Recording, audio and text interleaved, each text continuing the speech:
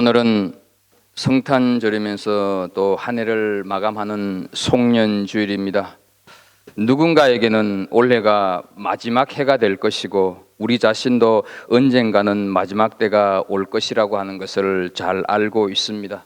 함께 읽은 본문은 파란만장한 인생을 살았던 모세가 삶을 마감하는 장면입니다. 태어난 지 석 달 만에 갈대 상자에 담겨 강에 버려졌던 그는 이집트 바로왕 공주에 의해 건짐을 받아서 왕자로 살았으나 하루아침에 도망자가 된 채 양치기로 전락하여서 허허벌판 광야에서 잊혀진 존재로 40년을 살다가 하나님께 발탁되어서 이스라엘 민족의 지도자가 됩니다.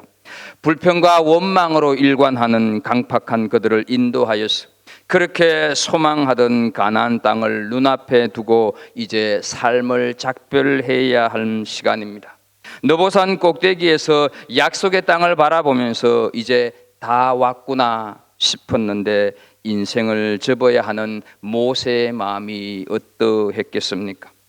모세의 죽음을 보면서 우리 역시 언젠가는 가야 할 인생인데 어떤 감정이 느껴지십니까? 여러 많은 감정들을 말할 수 있을 것입니다. 그런데 오늘 본문을 우리가 유심히 보게 되면 모세는 자신의 죽음을 행복으로 받아들이며 삶을 마감하고 있다 하는 생각을 하게 됩니다. 그가 비록 가나안 땅에 들어가지는 못했지만 자신의 인생을 최선을 다해 삶에 충성했기 때문에 그는 행복한 죽음을 맞고 있는 것이 아닐까 생각이 든다 하는 것이죠. 20세기 기독교 신앙의 최고 변증가인 C.S. 루이스는 50대에 41살 여성, 그것도 악성 골수암으로 투병 중인 여인과 결혼합니다. 결혼 4년 만에 아내가 세상을 떠나고 루이스 역시 3년 후에 죽습니다. 그는 헤아려 본 슬픔이라고 하는 자전적인 소설에서 사랑하는 여인과 함께 했던 느낌을 이렇게 말하고 있습니다. 죽음의 사별은 참기 어려운 고통이지만 그 고통은 바로 우리가 누려온 행복의 일부분입니다 라고 말하고 있습니다. 우리 인생을 고통으로만 생각하고 끝난다면 아마 우리는 불쌍한 사람들일 것입니다. 그러나 우리가 살아온 우리 인생의 고통, 그 시간들이 우리 인생의 행복 시간의 일부라고 생각한다면 참 축복이지 않겠는가 하는 것이죠.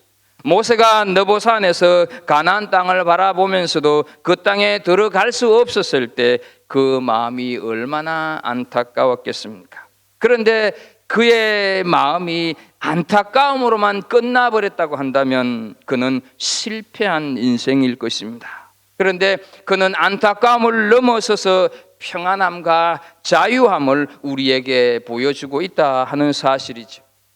그는 비록 가나안에 들어가지는 못했지만 평생을 이유 있는 삶을 살았기 때문에 우리는 그를 실패의 인생을 산 사람이라고 하지 않는 것입니다. 그가 태어나서 버려지고 궁궐에서 살다가 40년의 잊혀진 광야의 고통 속에 살았음에도 불구하고 그의 인생이 헛되지 않은 것은 그는 올바른 목적을 향해서 다름질하는 인생이었기 때문이었습니다.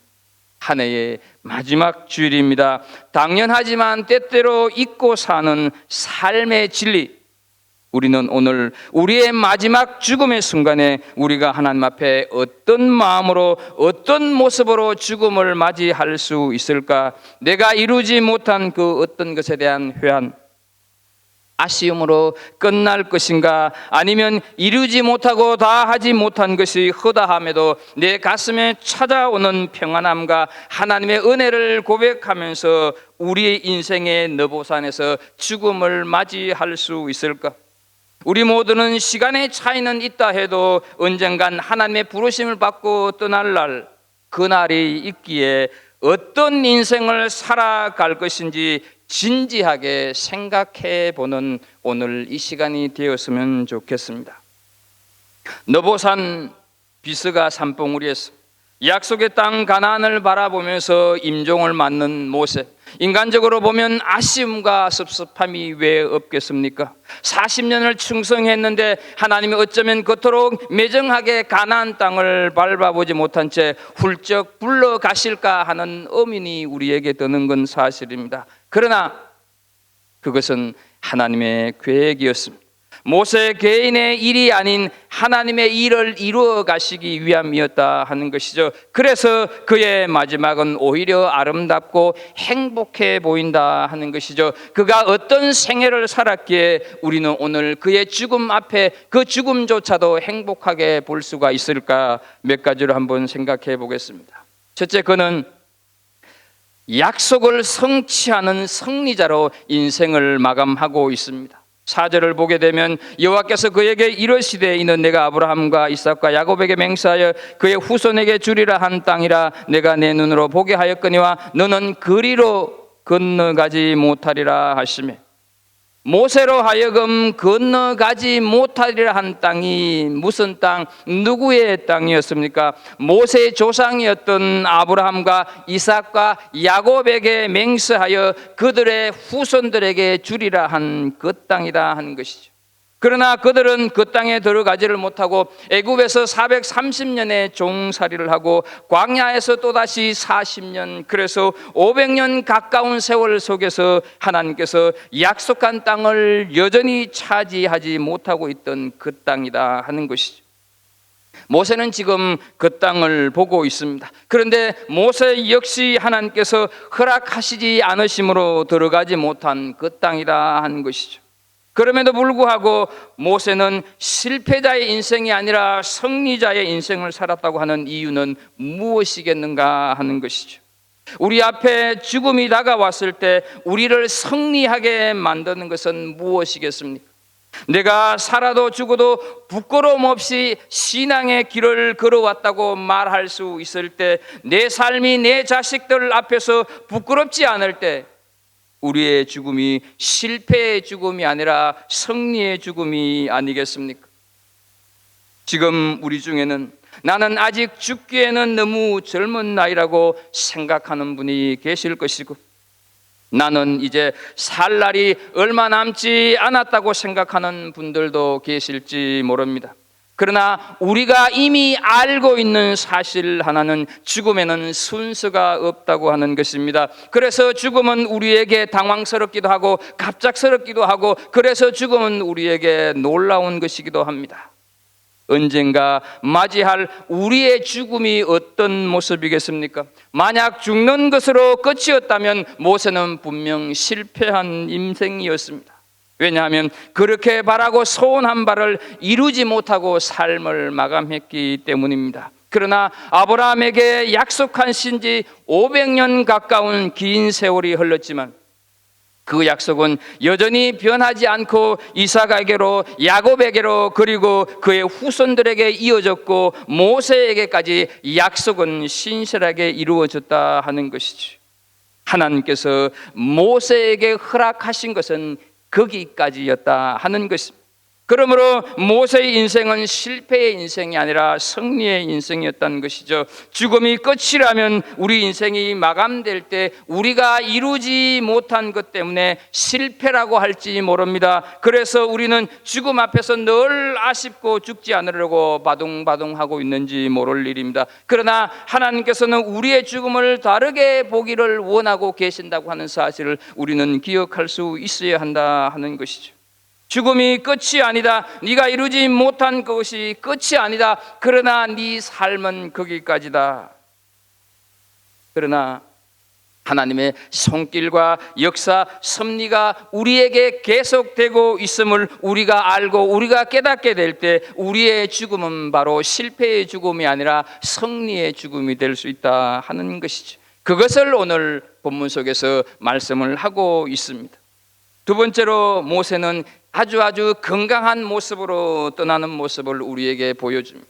7절을 보게 되면 모세의 죽을 때 나이 120세나 그 눈이 흐리지 아니하였고 기력이 쇠하지 아니하였더라. 그가 육신적으로 강건했다 하는 것이죠. 우리는 이 말씀을 보면서 저 정도면 더 살 수 있을 텐데, 저 정도면 더 할 일이 남았는데 하면서 아쉬워할지는 모르지만, 그의 죽음은 수명이 다하여서 어쩔 수 없이 인간의 한계로 죽는 것이 아니라 하나님께서 허락하신 시간이 바로 여기까지다 하는 것이죠. 인생의 너부산에서 어쩔 수 없이 죽어야 하는 인생이 되는 것과, 하나님께서 나를 여기까지 허락하셔서 내 삶을 마감한다고 하는 인생, 그 두 인생이 같을 리는 없지 않겠습니까? 그래서 120살이 되어도 눈이 흐리지 아니했고 초롱초롱했고 기력이 있었다고 하는 것을 꼭 육체적으로만 건강한 의미가 아니라고 하는 것을 우리는 기억할 필요가 있습니다. 그의 영적인 상태가 그렇게 강건했다 하는 것이죠. 그래서 모세는 하나님께서 보여주시는 것을 충분히 볼 수 있었는데, 그 볼 수 있었던 내용이 오늘 우리가 함께 읽은 본문 1절과 2절, 3절. 이 1절, 2절, 3절을 보게 되면 하나님께서는 모세에게 많은 것들을 보여주고 있습니다. 너보산은 하나의 산이라기보다 우리가 산맥으로 이해해야 할 것입니다. 가장 높은 봉우리가 830m 정도입니다. 지금 모세가 서 있는 산은 비스가 산으로 높이가 710m 정도 됩니다.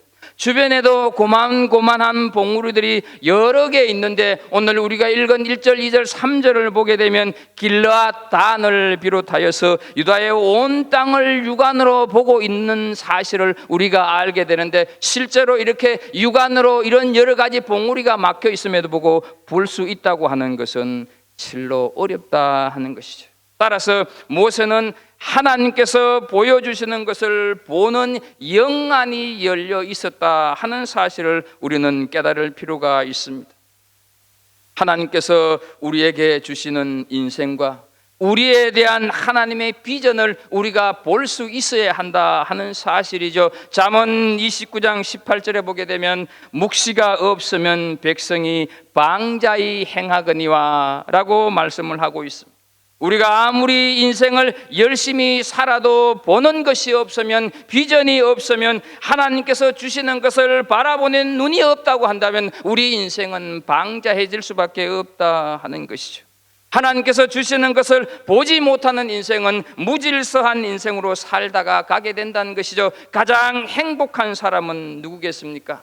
가장 행복한 사람은 아마 가장 잘 죽는 사람이 가장 행복하다고 말할 수 있지 않겠습니까? 그런데요, 가장 잘 산 사람이 가장 잘 죽을 수 있다고 하는 것을 기억하십시오. 하나님께서 보여주시는 것을 볼 수 있어야 잘 살 수 있고, 그래야만 잘 죽을 수가 있는 사람이 되는 것입니다.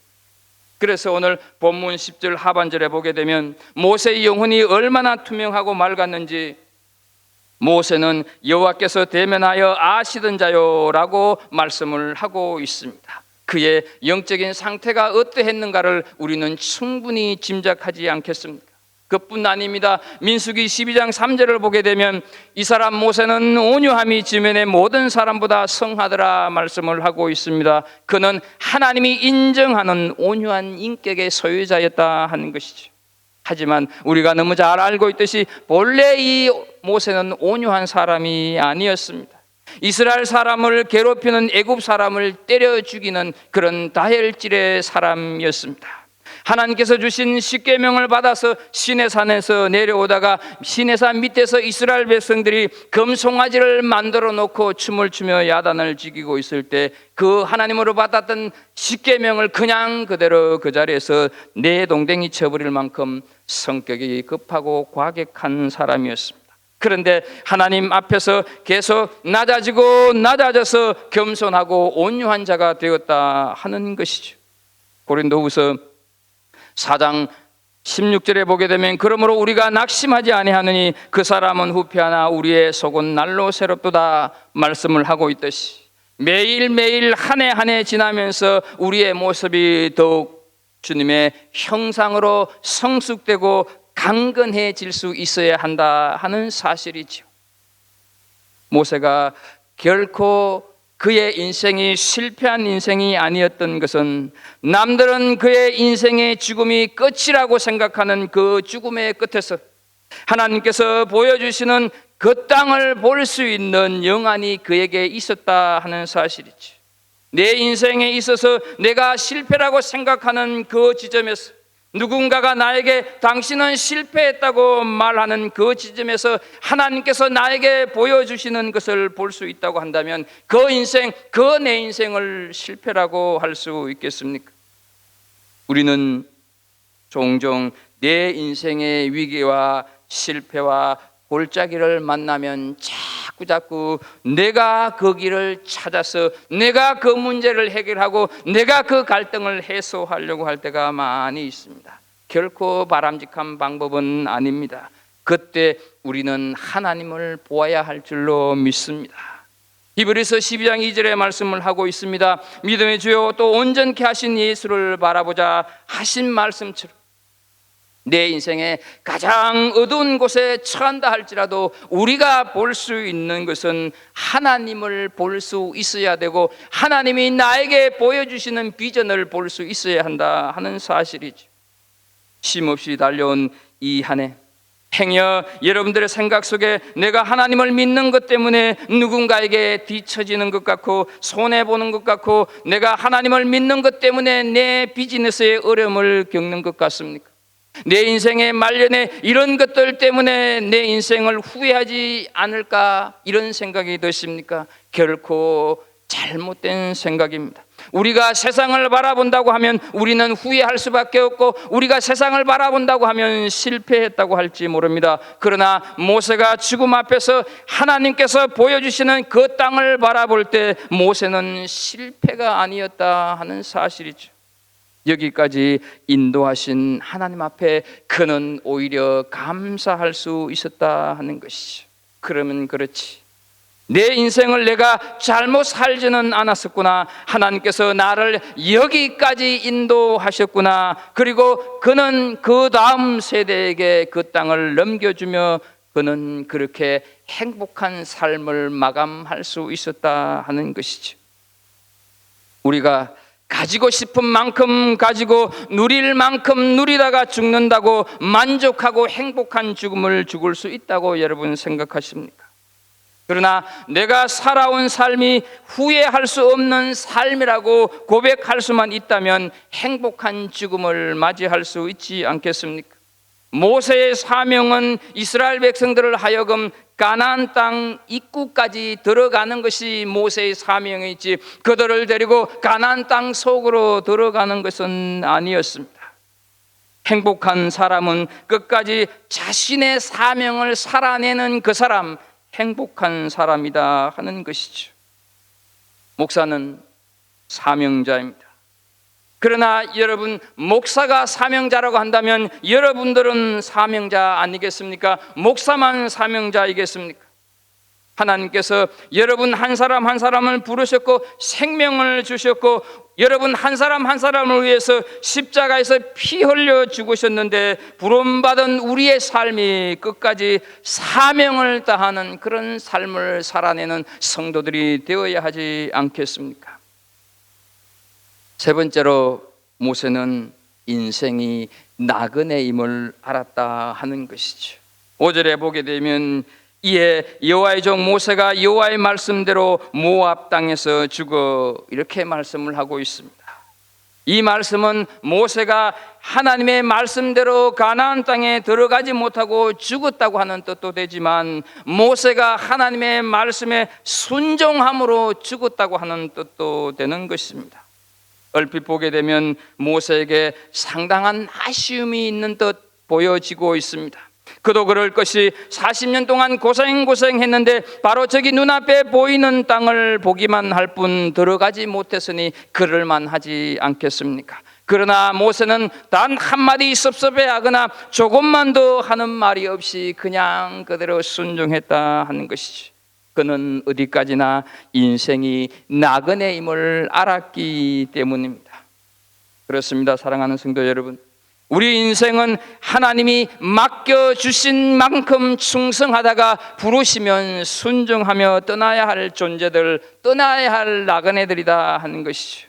그러나 유행가 가사처럼 어디서 왔다가 어디로 가는지 모르는 그런 인생이 아니라 목적과 목표가 분명한 나그네다 하는 것이죠. 모세도 인간이었기에 나름대로 가나안 땅에 들어가고 싶은 소원이 있었을 것입니다.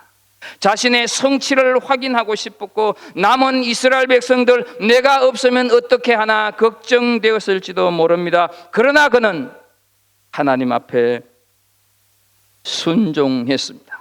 그는 자신에게 맡겨주신 몫을 다했고 천국에 대한 소망으로 자신의 죽음조차도 감사히 받아들였다 하는 것이죠.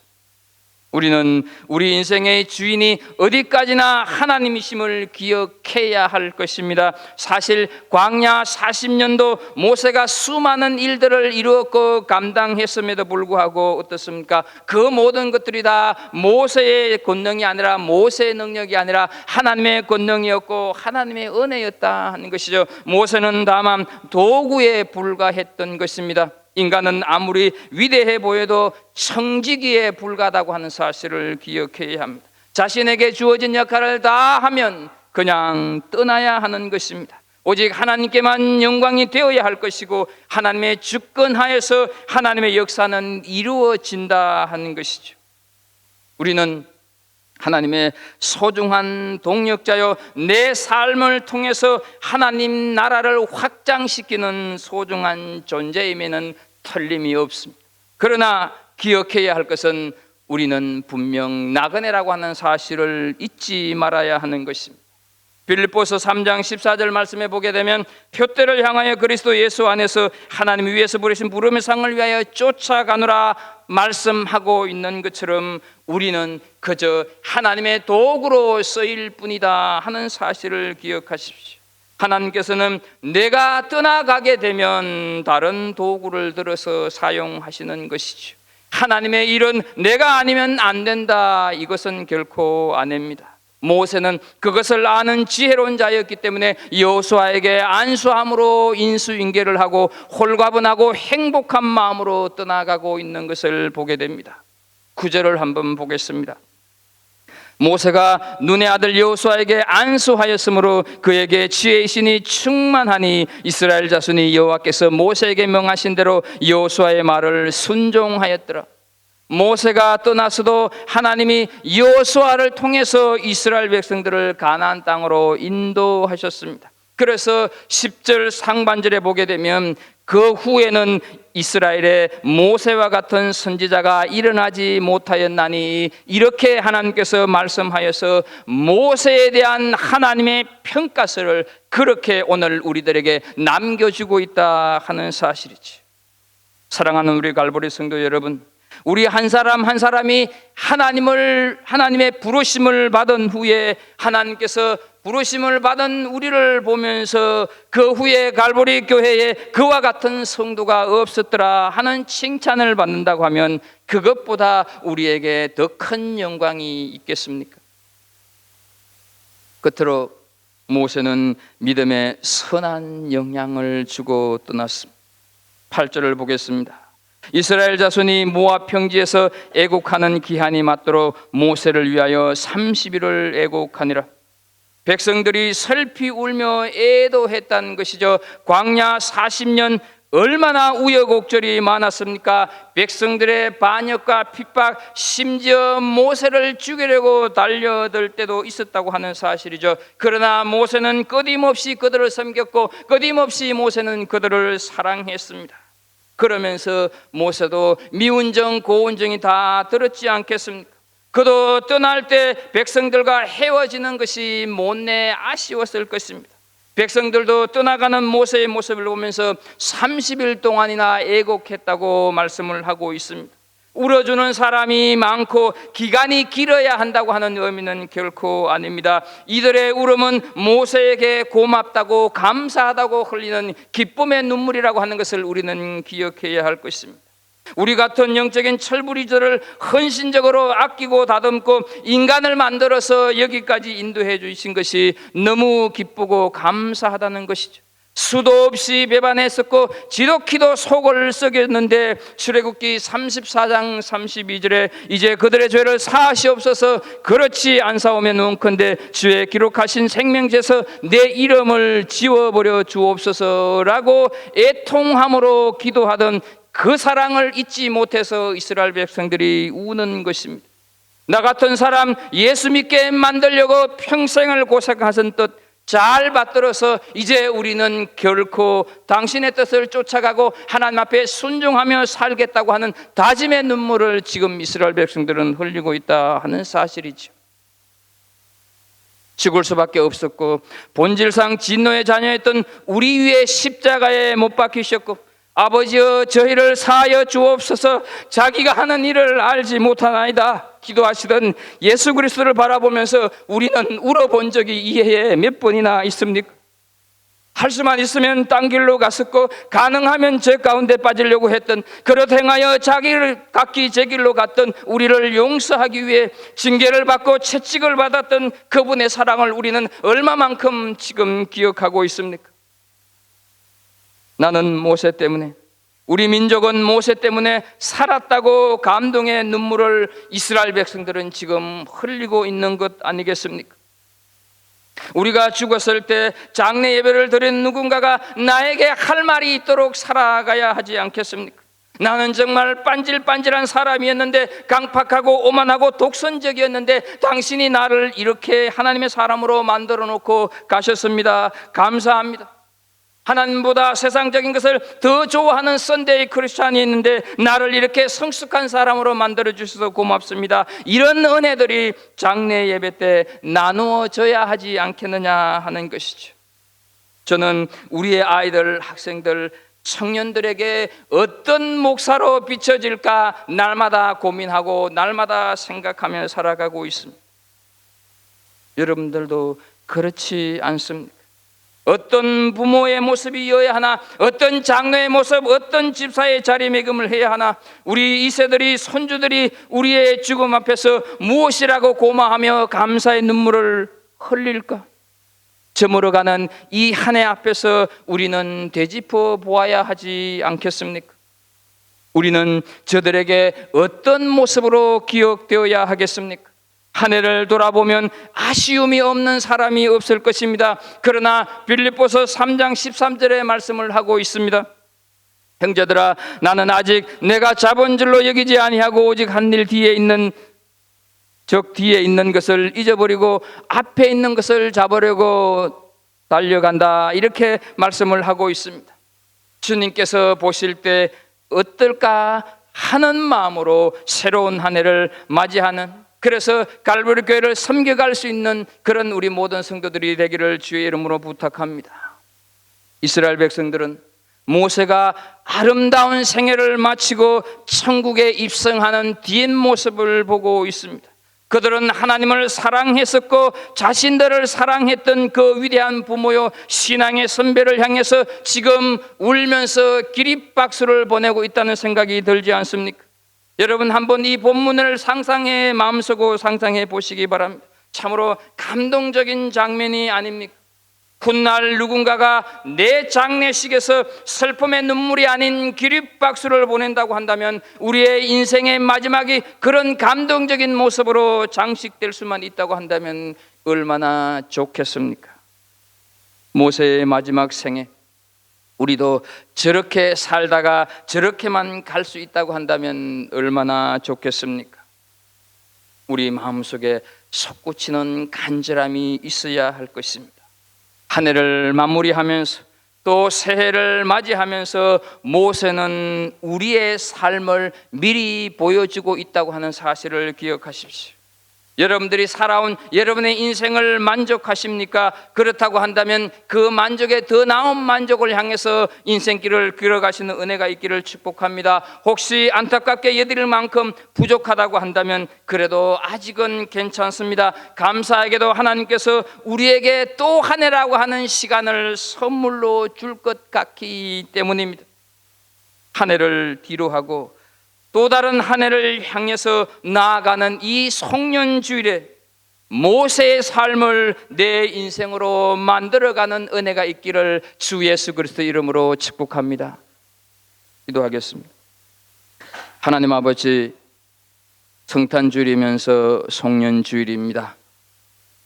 허락해 주신 이 한 해 어떻게 살았는지 되돌아보면서 구주 성탄과 더불어서 내년 한 해에는 정말로 하나님과 동행하는 그런 삶, 모세와 같은 삶을 살기로 다짐하는 우리 모든 성도들에게 복의 복을 더하여 주옵소서. 예수님의 이름으로 기도하옵나이다. 아멘.